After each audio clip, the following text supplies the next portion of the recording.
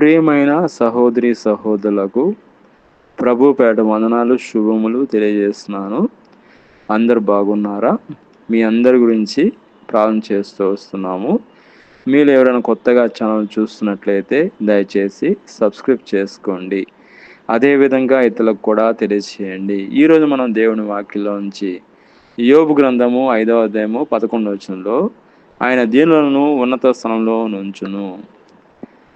కాబట్టి ఇక్కడ దేవుని వాక్యం చూసినట్టయితే ఆయన దీనులను లక్ష్య పెట్టేవాడు అండి, దీనులను ప్రేమించేవాడు. అసలుగా దీనులు అంటే ఎవరు అనేది మనం చూసుకున్నది. దీనులు అంటే అర్థం ఏమొస్తుందంటే, దీనులు అనగా పేదవారండి, నిస్సహాయాలు లేదా వినయము కలిగిన వారు, దీనత్వం కలిగిన వారు, దీనికి అర్థం వస్తుందండి. వీరు సాధారణంగా సంపద లేని వారు లేక ఇతరులపై ఆధారపడేవారు, ఉన్నత పేద స్థితిలో ఉన్నవారు అండి. అదేవిధంగా దీనులను తెలిపే ఉదాహరణలు మనం చూసినట్లయితే, నిరుపేదలు, తినడానికి ఆహారము, ఉండడానికి ఇల్లు లేని వారు, అనాథులు, ఆదరించువారు లేని పిల్లలు లేదా వృద్ధులు, సాత్వికులు, వినయవంతులు, అధికారం లేదా బలము ఉన్న, అహంకారము లేకుండా దేవుని యందు లేదా ఇతరుల యందు వినయంగా ఉండేవారు. ఇక్కడ మనం చూసినట్లయితే దీనులు అనగా ఏమన్నది మనం చూసుకున్నాము. దీనులను దేవుడు ఉన్నతంగా హెచ్చించును. యోబు గ్రంథం 5వ అధ్యాయం 11వ వచనంలో ఆయన దీనులను ఉన్నత స్థానంలో నుంచును. ఆయన దీనులను లక్ష్య పెట్టేవాడు, ఆయన దీనులను ప్రేమించేవాడు. మనం చూసుకున్నట్లయితే దేవుడి వాక్యంలో నుంచి యేసేపు గురించి మనం చూసుకుంటే ఆది కాండము 37 అధ్యాయంలో మనం చూసుకుంటే 50వ వచనంలో సోదరుల చేతే అమ్మబడి దాసుడుగా ఖైదీగా ఉన్న యేసేపును దేవుడు ఐగుప్తు దేశానికి ప్రధానమంత్రిగా ఉన్నత స్థలంలో హెచ్చించినట్టు మనం చూస్తున్నాము. యేసేపుకి చాలా కష్టాలు వచ్చాయండి, చాలా శోధనలు వచ్చాయి. అయినప్పటికీ ఆయన దీనత్వం కలిగి, దేవుని యందు దీనత్వం కలిగి ఉన్నాడండి. దేవుడు ఎప్పుడు కూడా విడిచిపెట్టాడండి దీనత్వం కలిగిన వారిని. యేసేపును దేవుడు దీనత్వం కలిగి ఉన్నాడు కాబట్టి ఆయనని ప్రధానమంత్రిని చేసినట్లు మనం చూస్తున్నాం. అదేవిధంగా దావీదును మనం చూసుకున్నట్లయితే, దావీదు మనందరికీ తెలుసు, గొర్రెల కాపరి నుంచి ఆయన రాజుగా చేసినట్లు మనం చూస్తున్నాం. రాజుగా ఎలా చేసినట్లు మనం చూసినట్టయితే దేవుని యందు దీనత్వం కలిగి ఉన్నాడండి. ఎంతో తగ్గింపు గుణం కలిగిన వాడు, గొర్రెలను మేపుకునేవాడు, దేవుని స్తుతించేవాడు, దేవుని గణపరిచేవాడు, దేవుని మహింపరిచేవాడు, ఎల్లవేళలా దేవుణ్ణి గొప్ప చేసేవాడు. దేవుణ్ణి గొప్ప చేసేవాడిని వారిని దేవుడు విడిచిపెట్టాడండి. దావీదుని తీసుకెళ్ళి మహారాజుగా చేసినట్లు మనం చూస్తున్నాం. దేవుణ్ణి ఎప్పుడు కూడా విడిచిపెట్టలేదండి దావీదు ఎప్పుడు కూడా దేవుణ్ణి స్తుతిస్తూనే ఉండేవాడండి. అదేవిధంగా గర్వం మళ్ళీ ఉండకూడదండి. గర్వం అంటే దేవుడికి ఇష్టమే లేదు. ఆయన దేవుడికి అసలుకి గర్విష్ఠులు అంటే ఆయనకి లక్ష్య పెట్టేవాడు కాదండి. లూసిఫర్ కూడా దేవుణ్ణి హెచ్చించుకొని లూసిఫర్ దేవుణ్ణి ఆయన ఎంతో గర్వించింది లూసిఫరు. కానీ దేవుడు లూసిఫర్ని కింద పడేసినట్లు మనం చూస్తున్నాము. కాబట్టి గర్వం అనేది చాలా డేంజర్ అండి, చాలా చాలా డేంజర్. గర్వం మనలో ఉంటే మనం పైకి పోలేమండి, పైకి రాలేను కూడా ఎప్పుడు కూడా దేవుడి దృష్టిలో. అందుకని మనం దేవుడి దృష్టిలో మనం తగ్గించుకొని ప్రార్థన చేస్తాం. తగ్గింపు గుణం అనేది అది దీనత్వానికి సూచన కింద. ప్రార్థన మనం మోకరించి ఎందుకు ప్రార్థన చేస్తున్నాం అంటే అది తగ్గింపు గుణం కలిగి ఉంటాం. అదేవిధంగా నెబుకద్నెజరు రాజు కూడా గర్వించాడండి, ఆయన సింహాసనం నుంచి కింద పడినట్టు మనం చూస్తున్నాం. గర్వం మనలో ఉండకూడదు, దీనత్వం కలిగి ఉండాలి. దేవుని దృష్టిలో దీనత్వం కలిగి ఉంటే దేవుడు ఉన్నతంగా మనల్ని హెచ్చిస్తాడండి.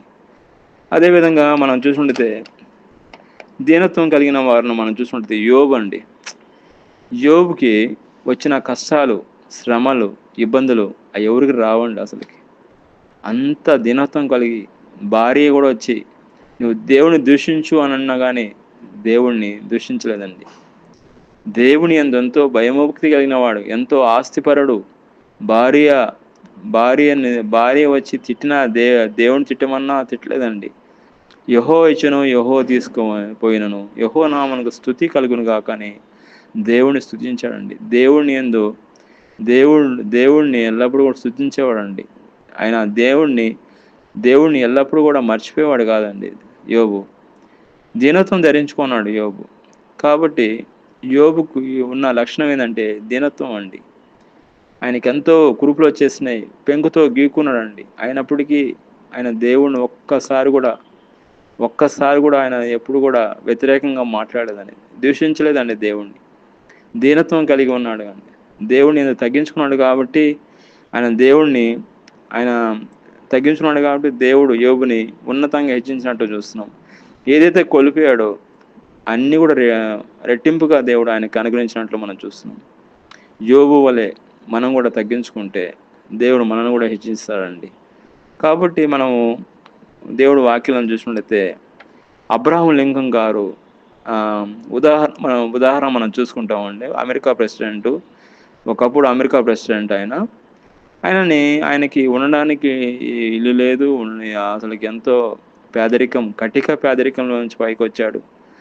ఆయన ప్రెసిడెంట్ కాబడంటే అది మామూలు విషయం కాదు. ఆయన దగ్గర ఉన్నది ఏంటంటే బైబిల్, ఒక హిస్టరీ బుక్ అండి. ఆయన దగ్గర ఎంతో పేదరికంలో ఉన్న అతను దేవుని యందు భయభక్తి కలగడం, దేవుడికి ప్రార్థన చేయడం, దేవుడు వాక్యం చదవడంలో కోటీశ్వరుడండి. దేవుడు బిడ్డలను దినత్వం కలిగి ఉంటే దేవుడు విడిచిపెట్టాడండి. యోబు గ్రంథం 5వ అధ్యాయము 11వ వచనంలో చూసుకుంటే ఆయన దీనులను ఉన్నత స్థలంలో నుంచును.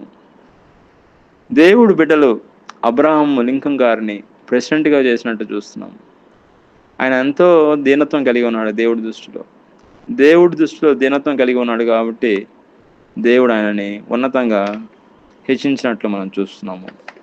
అదేవిధంగా మనం కీర్తన గ్రంథము 113వ అధ్యాయం 7వ వచనంలో చూసుకుంటే ప్రధానులతో తన ప్రజలను కూర్చోబెట్టను, ప్రధానమంత్రులతో కూర్చోబెడతా అని దేవుడు వాగ్దానం చేస్తున్నాడంటే ప్రెసిడెంట్తో.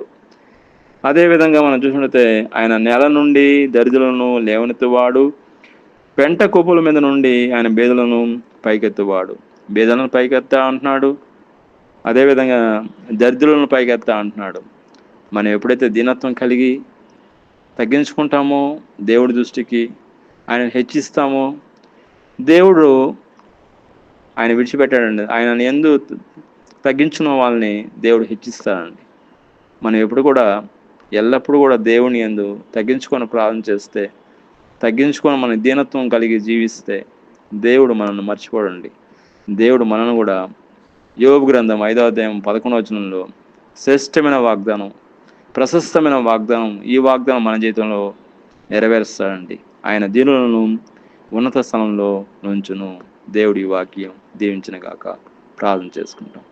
ప్రేమైన మా పరలోక తండ్రి, యేసుక్రీస్తు ప్రభు పరిశుద్ధ నామమును బట్టి మీ సన్నిధికి వస్తున్నాం నాయన. యోబు గ్రంథము 5వ అధ్యాయం 11వ వచనంలో నుంచి మీరు మాట్లాడిన విధానం బట్టి మీకు స్తోత్రం నాయన. ఆయన దీనులను ఉన్నత స్థలంలో నుంచును. అయ్యా, మీరు దీనులను ఉన్నత స్థలంలో మీరు తీసుకెళ్తారు ప్రభా. మీకు స్తోత్రం నాయన. మీ వాగ్దానం బట్టి మీకు స్తోత్రం అయ్యా. దీనులైన మమ్మల్ని అందరినీ జ్ఞాపకం చేసుకోమని, దీవించమని, ఆశించమని ప్రభువైన యేసుక్రీస్తు నామములో ప్రార్థన చేస్తున్నాం తండ్రి. ఆమేన్.